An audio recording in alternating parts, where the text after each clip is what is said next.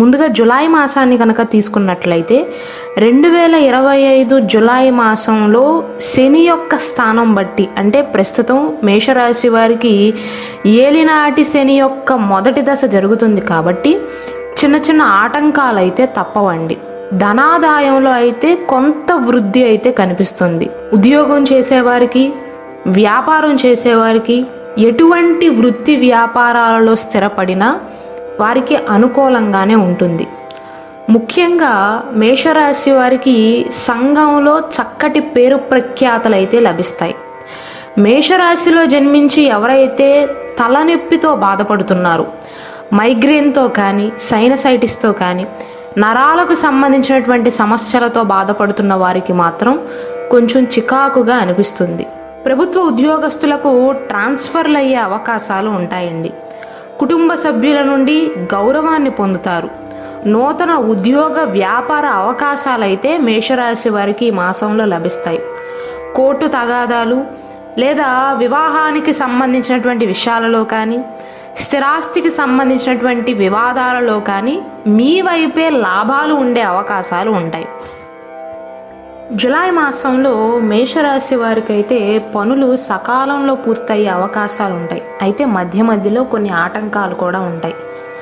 కానీ అనుకున్న సమయానికి మాత్రం పనులను పూర్తి చేయగలుగుతారండి.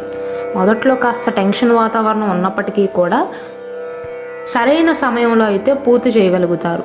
శుభవార్తలను వింటారు. అన్ని వ్యవహారాలలో కూడా ఓర్పు సహనాన్ని ప్రదర్శించి అనుకున్న ఫలితాలను అయితే పొందగలుగుతారు.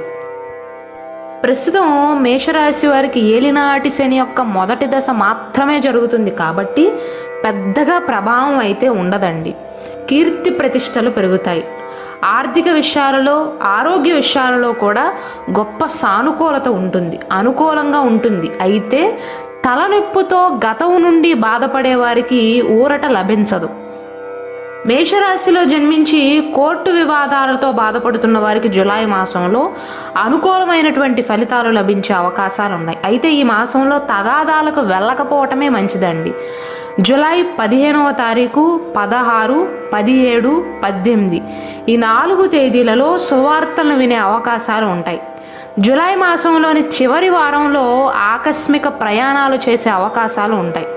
మొత్తం మీద మేషరాశి వారికి జులై మాసంలో అన్ని వర్గాల వారికి అంటే వివాహ ప్రయత్నాలు చేస్తున్న వారికి, నూతన ఉద్యోగ వ్యాపార ప్రయత్నాలు చేస్తున్న వారికి అనుకూలమైనటువంటి వార్తలు అయితే ఉంటాయి.